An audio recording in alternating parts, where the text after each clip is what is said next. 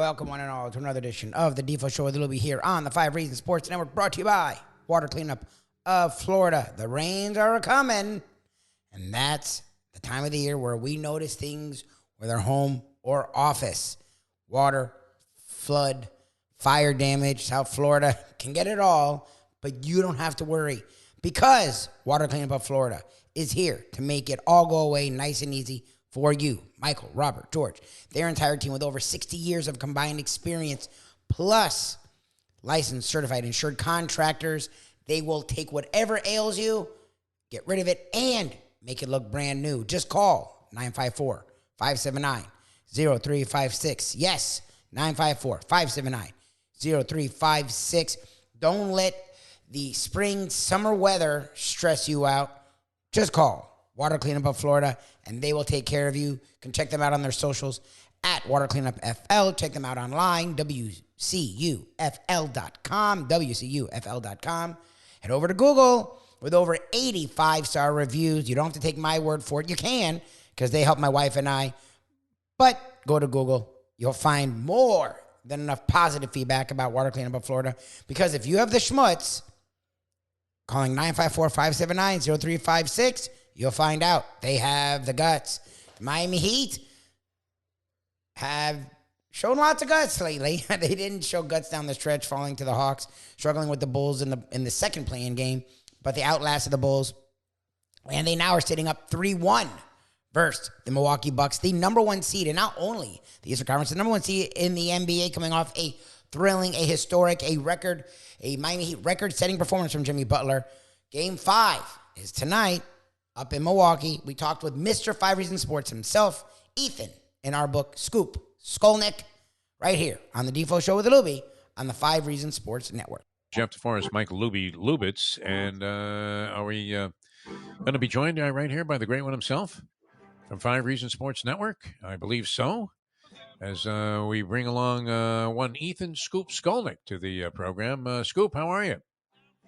I'm good. Good to be with you guys this morning. Good morning, sir. It's good to be with you. And, it's, so many different things, swirling through the air here as you watch the NBA postseason, including this 3-1 advantage that is being enjoyed right now by the Miami Heat. How improbable is this, in your opinion, Ethan Skolnick, especially the way that the Freak started out, the Greek Giannis Antetokounmpo started out that game in game number 4, and you thought, Heat are dead here.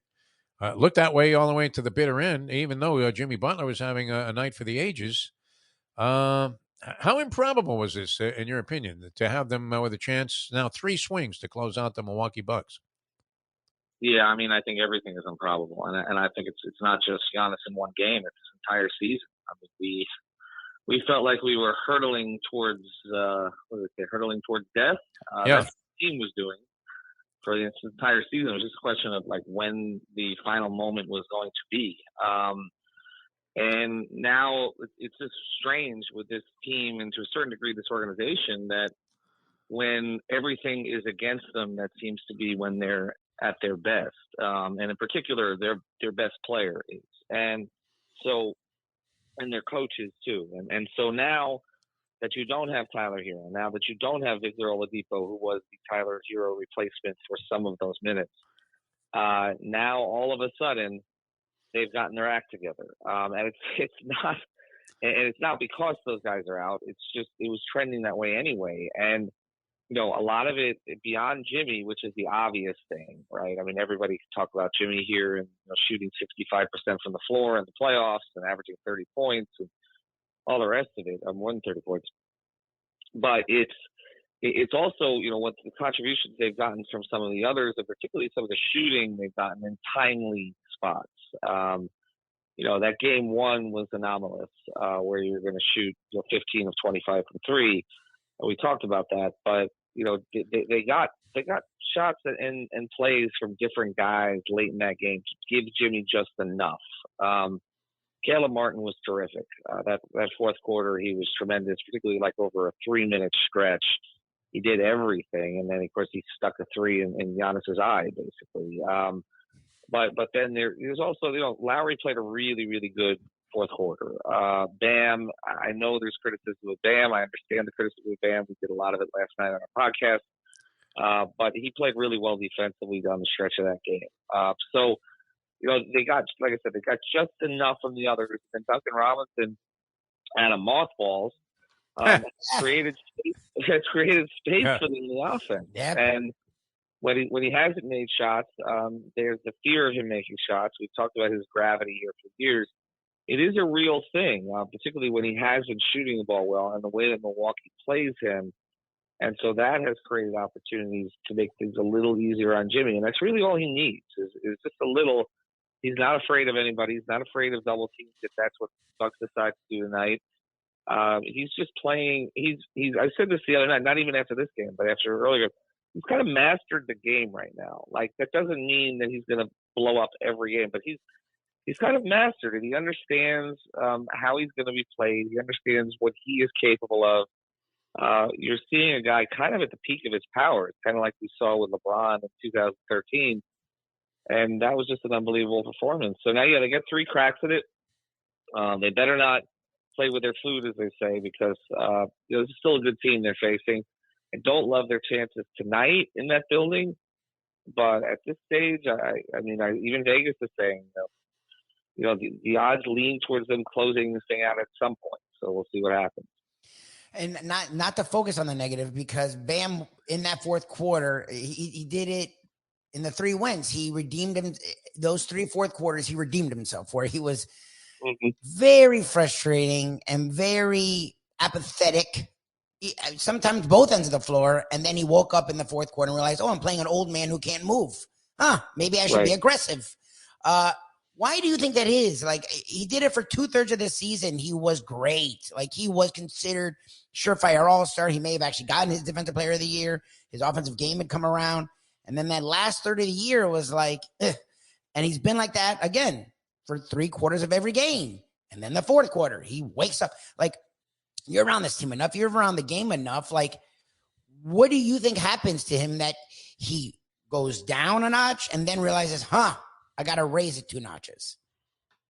Well, I mean, look, there's a bunch of things here, and it's hard to pin it on one. One place to go is the physical, and it's come out, and we've kind of known that he's been bothered by some things, the hip and the hamstring now, but I don't think it's just that.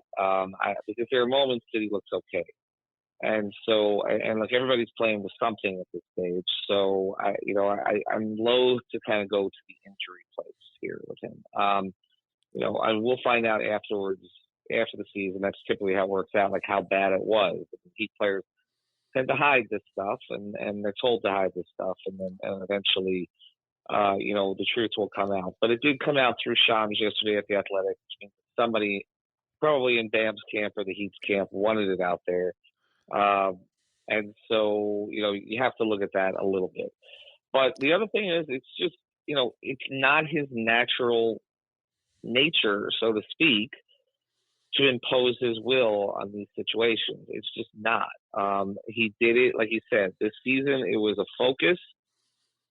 They also focused on it more as a team. They tried to get him the ball earlier in games. They tried to get him the ball in different spots. And so we saw a lot of that the first 2/3 of the season. I have said over and over that there is a little bit of a zero-sum game here with him and Jimmy, where it is, Jimmy kind of took a step back early in the season, and so Bam took a step forward. The hope was they would take step forwards together, but it doesn't really work out that way with them. They are not additive to each other offensively. It tends to be one or the other for the most part. And so that's kind of what's happened here. And then Bam's inclination, just by his personality, is to kind of step back. And so we've seen that, and then you step back and you get out of rhythm. And then what's also happening, too, is the way that the Bucks play him, they're essentially giving him one shot, okay? Yep. Which is that little 12-footer. That's what they're giving him consistently. And if he's going to get anything else, he's got to do it, okay? And look, there was one time he finished and he got an N1, and he just attacked it. Like, he was not in a position of advantage, but he just attacked it, and he got the foul, and he got a bounce off the rim that went in. And he's going to have to do that more often. We did a whole podcast last night about, okay, well, who helps Jimmy now when the Bucks try to take Jimmy out? Because they are going to try to take Jimmy out somehow. They'll double a little more. They'll run different coverages at him. They have to. Otherwise, Bud's going to get absolutely torched, okay, by the fans. He already is by the fans, but even Yeah. more so. Was he unaware that Butler was having this kind of game after the 22 in the first quarter? Somebody should have come out and told him, because Yeah. I know, you're continuing to single him. And look, I understand that Drew's a great defender. Yeah, I understand Drew's a great defender. He is, but at a certain point, it's like, okay, give the guy a little help, and they didn't give him any help. I do suspect they will give him more help, and so we did a podcast last night. Okay, so what is it going to be? Bam. We still don't think it's necessarily going to be Bam. We still think it's going to be the others who are going to have to carry it a little more. I kind of point to Kyle Lowry now. I feel like he's healthy enough to give them more, even though he's not the type of player he used to be. But I feel for one game. And my question is, does Kyle have like the game 6 in Boston he had last year in him? Because that's what Jimmy needed. Because that was Jimmy's other tremendous game, but he needed Kyle to get him over the finish line. So we'll see what happens with that. I don't necessarily think we're going to see Bam come out and have 25 15. The way the way they're guarding him, they're essentially saying, okay, just keep taking that mid range, just take it. And when he's not in rhythm, that's going to be a problem. And sometimes, like I said, he gets himself in rhythm in the second half and redeems himself a little bit. But the first halves have been really brutal of late. There's no way around it. More importantly, and we're talking with Ethan Scoop Skolnick here, 5 Reasons Sports Network. Cody Zeller, over under 4.5 points tonight. What do you think? No, I don't know if that's going to be the only thing that keeps my interest, because everybody's expecting. We already wrote an epitaph, Scoop, on the show for the Miami Heat tonight and the Panthers. We buried them as well. Where did it rank? You mentioned you were witness to live and in person a Dwayne Wade performance in Dallas in the postseason. LeBron's 45 there in Boston in Game 6. You just remember literally like Quasimodo, him carrying the team on his back, and didn't look like they were going to have any chance in that series. They go on to win that thing, and that was great, going on to win the championship 2012. Among performances, and we were trying to expand this out a little bit, and you've covered many other things here in South Florida, Ethan. I don't know that I've seen, better. You're always going to think the latest was the greatest, but that ranks among the best individual performances. It would have to go somewhere top 5, I would think, that we've seen in any sport here. No? I think so. Look, when you're looking at just the Heat performances, you have to take stakes into account, I think. And so if you're going to include the stakes, then I still think Dwayne and LeBron's best rank ahead. Oh, yeah? Okay. What about Rex Chapman? Would you throw him in there? The stakes were enormous that night, too. Yeah. It helps propel Rex to be a social media maven. Yes. I will look. I think Dwayne, NBA Finals trumps all.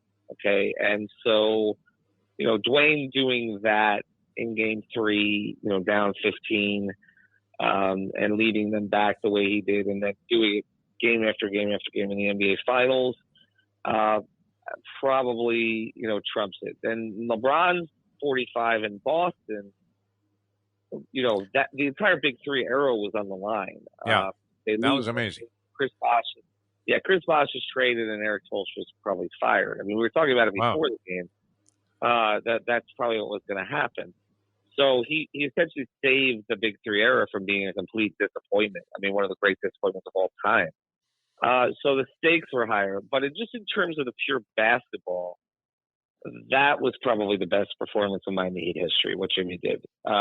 Because he had the least around him, for starters. We could talk about, LeBron didn't get a lot of help that night in Boston, but he did have. He had Wade and Bosh there. Everybody was. Bosh was only about 70% at that point because he'd come back from the rib cage. But Chris Bosh was still on the floor. Dwayne Wade was still on the floor. They still had Mario Chalmers and Shane Battier. They were still on the floor. And they defended their asses off, and they gave LeBron a chance to win that game. And Dwayne, we can talk about Shaq not being Shaq at that stage, but nobody told Avery Johnson. It was double teaming the entire series. And you also had like veteran, gritty, accomplished role players. Guys like Gary Payton and Antoine Walker, James Posey, Jason Williams. Yep. So I not taking anything away from any of that, but that's not the same as Jimmy Butler out there with Bam looking scared, Kyle Lowry like wheezing towards the end of his. He's having a cheeseburger in between the third and fourth quarter. right, and then like 6 guys straight out of the G League. Like Yes. I mean, Yes. and to score 56 points, and also I mean yes. Dirk was on the other side for Dwayne, and obviously Boston had a great team at that point. I mean, but this is a team that won a championship. This Milwaukee core won a title recently, and Giannis didn't look too compromised. I mean, their top 4 guys, they won a title together. They were the big reason that they won a championship. And they were all on the floor for this, and they're all really good defenders, and they couldn't do anything with Jimmy as they took turns kind of guard him. And so I do think it probably is the greatest individual performance in Miami Heat history. And actually, the numbers bear it out. I mean, there's something. It's not a perfect stat, but there is no perfect stat. But you go on Basketball Reference, the score called Game Score, and it did rank as the number 1 performance in Miami Heat playoff history. And actually, what's crazy is Jimmy has the top 6 now, and he's got 8 of the top 10. And the guy who's got the other 2 is LeBron. So Dwayne doesn't have any of the top 6. I mean, Dwayne's top is 11. And that was actually game 3 game 5 against Dallas in the finals. So Jimmy has the top 6 playoff performances by this particular metric. That's insane. And he's put himself in that stratosphere where you can't talk about LeBron and Dwayne with the Heat without talking about Jimmy now. And he's passed, I mean, not maybe as a culture setter for the franchise, but overall he's passed he's past Tim, and he's past Bosh. I mean, I think he's number 3 now, and that's at age 33. It's incredible what he's doing. It's all kind of funny too, because I mean, Luby was at the point, as I would imagine many of the followers of 5 Reasons Sports Network were, which is very Heat centric and Heat intensive. That the Heat would have been better off losing to Chicago because they had no business being in the postseason. And sure enough, here they are with 3 swings to try and take out Milwaukee, which would be significant. And then, the path doesn't appear to be as, stressful as it might be where they in that 7th position, because not only did they not have to face Boston, which that was remarkable last night. I don't know if you caught that game, Ethan, but wow. We don't know. I mean, I grew up without the 3-point stripe when I was playing basketball as a kid. And so, a chuck of that proportion from 45 feet that Trae Young took to win the game would have put him in a position where even if he made it, he gets the shit beat out of him after the ball game. And it's funny, too, because he has hit, any number of line drive bricks with that same attempt all throughout the postseason. He's not shooting a particularly high percentage of those, but he makes this thing. And all of a sudden, I mean, Boston looks a little more vulnerable, but the Heat still, if they prevail in a series, which they're in a commanding position at least to do so, they get the winner of the Cavs and the Knicks, which seems like a far more manageable proposition than having to take on, either Philadelphia or the Boston Celtics. Yeah, it's crazy how they turned out to be in the right bracket after all, right? None of this was planned. And for a team that was hopelessly, I mean, they were like an eyelash away from missing the playoffs altogether. I know. Well, it's why you make it, right? I mean, it's why you make it. And also, it typically was in the NBA playoffs, we've talked about it, tends to be chalk, right? Yes. Where the Stanley Cup playoffs are not, I mean, unless you're the Panthers trying to play Boston. Unfortunately, a recent development makes you think that is a very imposing task for the Panthers. No? Yeah, exactly. Yeah. But you look at this and you're like, okay, an 8's not going to beat a 1. I mean, it's happened 5 times. We talked about it before the series.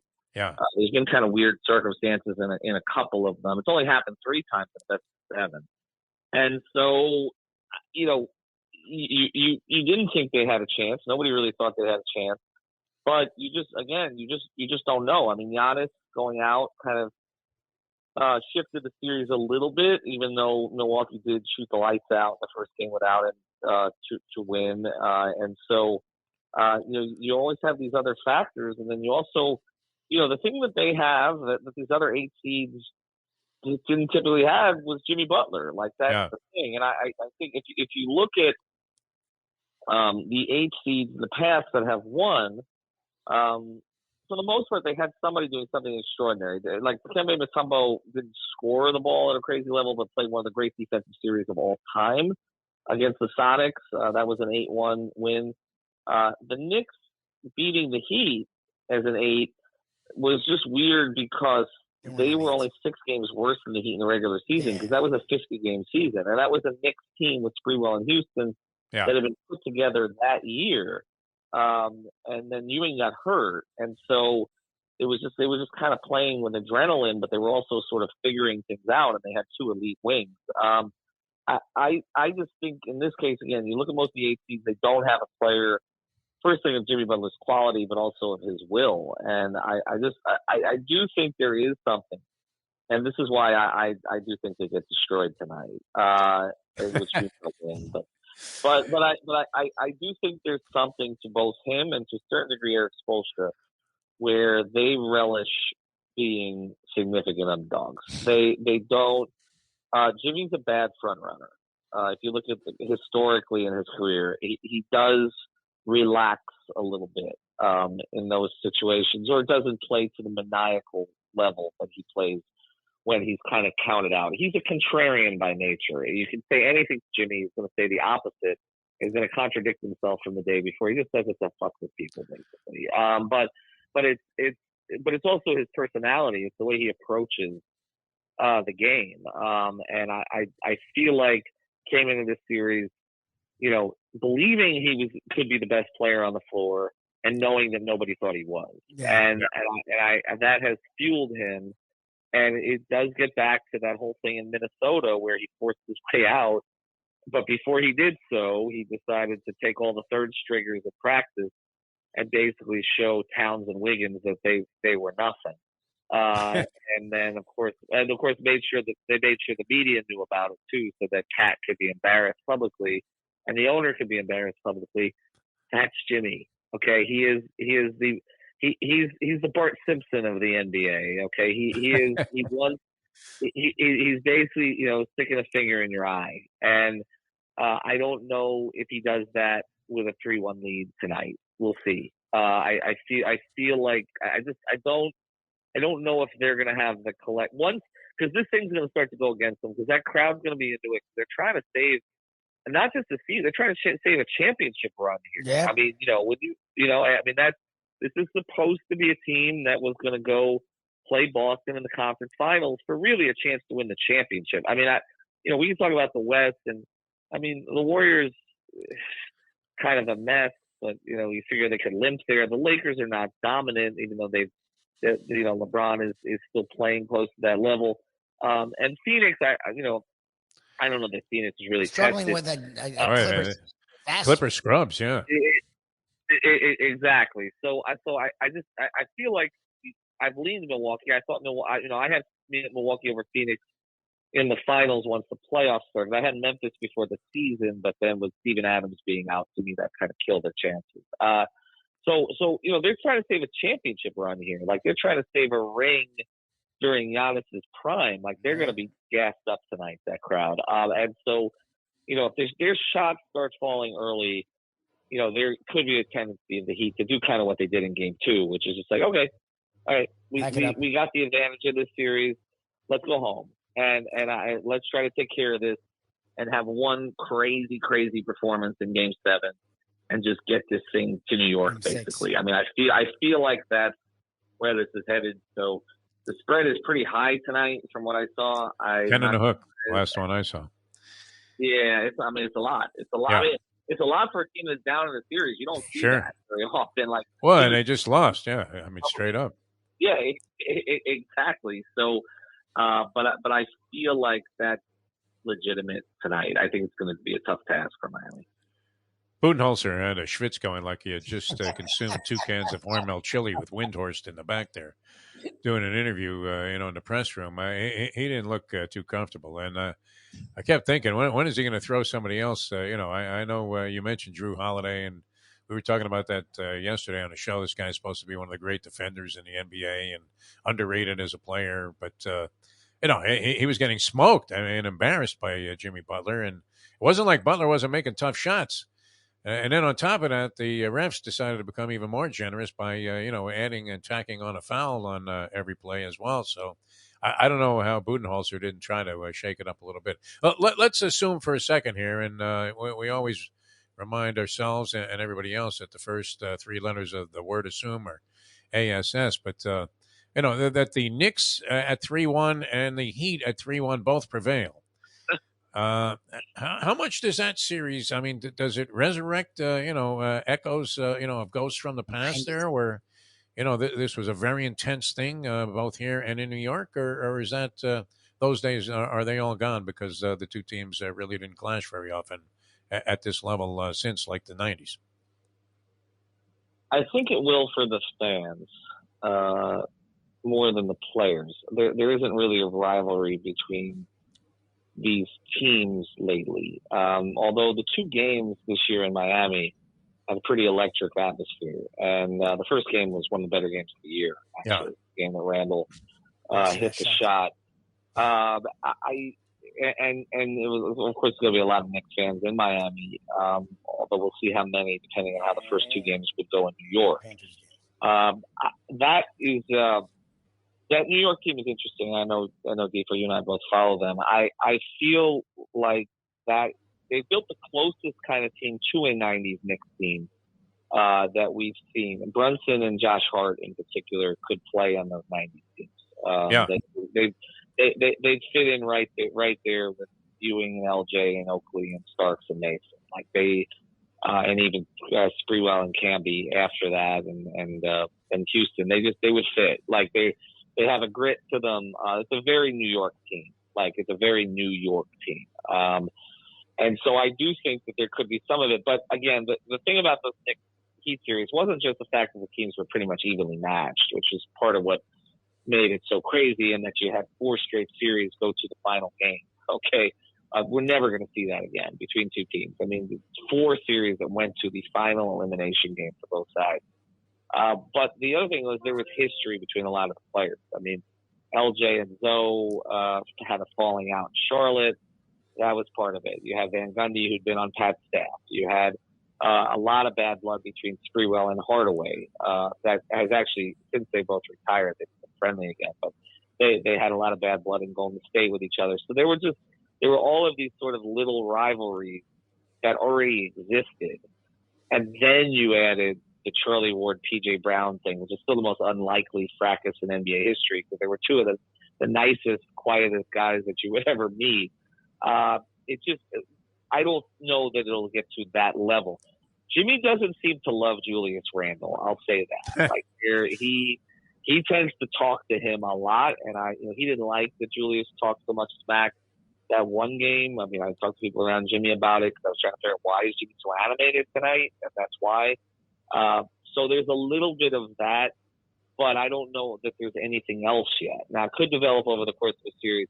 This is where I think it's really kind of sad that Tyler Hero is not involved. I think Tyler would love the stage of MSG in this series. Yep. I feel like he would really, for better or worse, right? But I wish the Heat were healthy for that, if that's what's going to end up happening, because I think that would be a lot of fun. And I honestly think in some ways the Knicks are kind of a bad matchup for them. And they're riding a lot of momentum right now. But here's the thing about it. Look, Trae Young freaked Knicks fans out a couple years ago. Yeah. What the hell is Jimmy going to do? Yeah. I mean, you're not going to get Jimmy off his game, okay, with some of the antics in New York. You're just not. You can chant whatever you want at him. It's going to make him stronger, okay? Yeah. So that Jimmy in the Garden, that's going to be must-see TV. Yeah. That is. I mean, we know what the greats have done in the Garden. okay, and on that stage. And honestly, there hasn't been anybody greater in the last 10, 15 years in the playoffs than Jimmy Butler. So Jimmy in the Garden is why I want that series. Excellent stuff as always, Scoop. Always a pleasure. It's a pleasure to be a part of Five Reasons Sports Network, and the new Defo and 5 thing. We appreciate that opportunity, too. Thanks so much. Enjoy the game tonight, and we'll look forward to your epitaph on the Heat tomorrow. Thanks. That means they're winning. Have a good day, everybody. Exactly. All right. Thanks a lot. Ethan Skolnick, ladies and gentlemen. Yeah, so none of us are very positive about Game 5 in Milwaukee. It's not because the Heat can't win. It's not because the Heat... I think that spread's a little ridiculous. It's sitting at 11 and a hook, 11 and a half toward the Bucks, but they're in desperate mode. They not only, as Ethan said, are the number 1 seed in all the NBA. They not only are a team that many thought would get out of the first round. They're a team that people picked to not only get to the finals, but to win it all. You had Middleton healthy this year at this point of the year. You have Drew Holiday. You had Giannis, who will be an MVP candidate. Once again, this seemed like another year for the Bucks, who were the champions 2 years ago, to go and win the championship. Was it 2 years ago? Yes. They were the champions 2 years ago. They were looking, by many people's estimation, to be the title favorites this year. Well, they're now down 3-1. So they're going to be playing desperate and at home. And we'll see what the Heat do. The Heat have struggled all year in these spots. Look, Jimmy Butler and Spoelstra have sort of struggled in these spots. We'll see what effort the Heat put up, but they are 3-1. I'm going to watch it, even though it's going to be late. I have no idea what to expect. I sort of lean with Scoop, with Defo, that this won't be the most favorable game for the Heat. But you never know with this group. You never know with Jimmy Butler. And I'm looking forward to the rest of this series and see what the Heat can do in the rest of these playoffs. Hopefully, if they can get by the Milwaukee Bucks. We also, today on our morning show, we talked with Jason Cole about the NFL draft, touched on Aaron Rodgers. If you want to check that out, you can check us out on the Believe Network. We've had some fun conversations there, BLEAV.com, search after hours. And in our morning show, by the way, is on South Florida Live, 7 to 9, South Florida Live on YouTube. Check us out, the Defo Show with Luby on South Florida Live, 7 to 9, each and every day. Check us out here pretty much every morning, Defo on 5. We give you a quick hitter, about 15, 20 minutes, about our thoughts of the night before, what's going on in the sports world. Usually South Florida-based, but not always. But if you want our South Florida-based content, right here, the Defo Show with Luby on the 5 Reasons Sports Network. Hey, folks, Tony Segreto here. Let me ask you a question. What do you look for when you go out to eat? Good food, obviously, friendly atmosphere, not too loud, but good energy, reasonable prices, and a place where you feel comfortable. All those ingredients, no pun meant there, are hard to find unless you're talking about the Texas Roadhouse. You see, they encompass all of those attributes. Really, really good food, amazing atmosphere, good for a family, good for a date, or just a night out for yourself, and prices that will make you extremely happy. Their ribs unmatched, steaks hand-cut every day. Everything, and I mean everything, is made on site, including their incredible bread. It's the one day, folks, that you can forget about low-carb diets. Trust me when I tell you, Texas Roadhouse, your restaurant, your destination when you say, where should we go and eat tonight? These days, we're all looking for comfort anywhere we can find it. Thank goodness for Landlubbers Raw Bar and Grill in Plantation, because they are making sure you are as comfortable as possible. First of all, they're not only open for delivery and pickup. All you have to do is go to landlubbersbarandgrill.com for both pickup and free delivery. You're going to have the best wings in the world. You're going to have a great burger. You're going to have their amazing soups. Again, Landlubbers, Raw Bar and Grill. It's nice and easy. Just go to landlubbersbarandgrill.com for both your pickup and free delivery. Thank goodness for Landlubbers for making you always feel right at home.